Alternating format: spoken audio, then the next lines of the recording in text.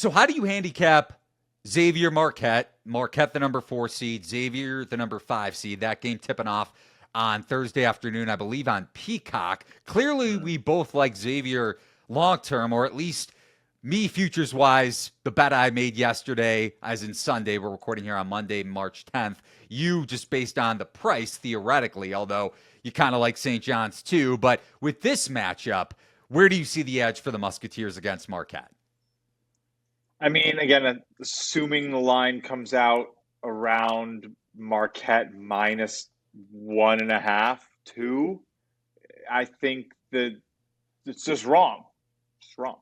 Xavier should be favored by probably more like a 2.5, based on how they've looked, how they've played.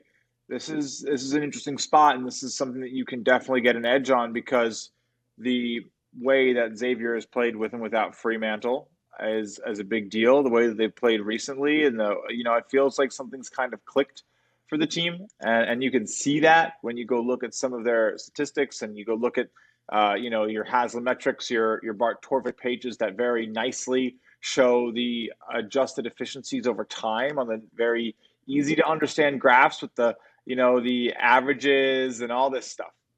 Guess what? Xavier trending up the whole season. So if you're going to take their body of work, get losses to St. John's early in the season, loss to Georgetown, terrible loss to Michigan, they've looked much, much more improved, knocking out 94, 95 level game scores time in and time out in the last month. You just have to, at some point, it's really an example and an exercise even of where do you draw the line? Where do you start to say, okay, that's the old team.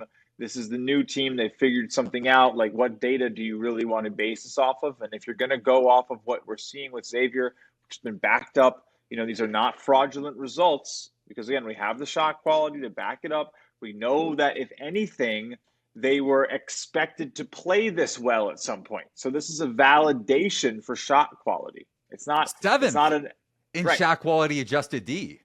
Right. So they've been expected to be the second best team in the conference for the entire time. SQ notoriously down on St. John's.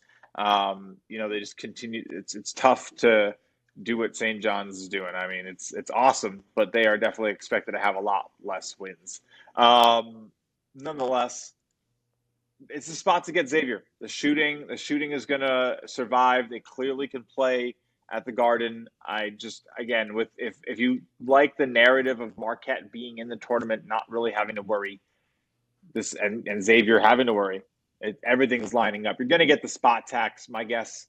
So I wouldn't be shocked to see a pick 'em, tell you the truth. And I still like it. I think you can still take it. Me too. Yeah, I'll be betting this one on open once the odds come out on Wednesday afternoon. You can play. Sure. You can. I think this is one of those games you can play. Probably right to that number, the true number, which is a possession.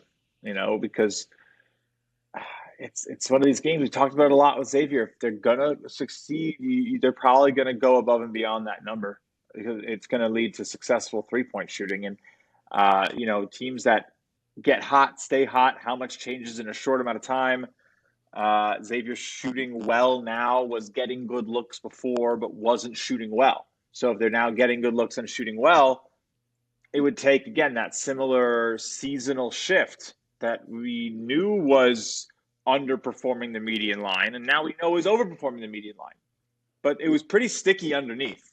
There's plenty of reason to believe that it would stick now. So I don't think you should be scared. I think you're essentially going against the storm, per se, of buying against the early season Xavier woes that are sort of priced in and saying, well, maybe they shouldn't be. Maybe this isn't that team. And I'll take that price, that 9-1, that 8.5 to 1. It's not really offered in New York because it's played in New York, and so I'm trying to see if I have some prices. But yeah, I like it. I like it. If we look at Marquette, I mentioned how UConn, Creighton, Marquette struggles against motion. Golden Eagles graded in the 9th percentile or worse defending back cuts and off-ball action, so down screens per synergy. if you go back to the first and both meetings between Xavier and Marquette, Cam Jones shot under 40% from the field. The thing with Xavier's defense, not only is Swain a Swiss Army knife, but specifically an elite on-ball defender, because you're throwing a 6'8 guy on a 6'1 guy at best in Jones, although Jones is an elite scorer in pick and roll and ball screen sets, but Swain his length is absurd. And then you could switch Marcus Foster because Xavier switches on ball screens. Foster, a really good defender too, coming over from Furman. We touched on, or at least you hinted at it from the beginning of the show, talking about long shot Final Four odds as we get closer to handicap in the tournament, with Selection Sunday being in less than a week. I threw some money down on Xavier, like pizza money, small bet on Xavier to make the Final Four on Sunday at 110-1. Ooh. Just because if they win if they win the tournament, that price is long. Yeah, I gotta go back and do my last Final Four sweep before the draw. Yeah, it's what do you think of that price? No, I like that price a lot.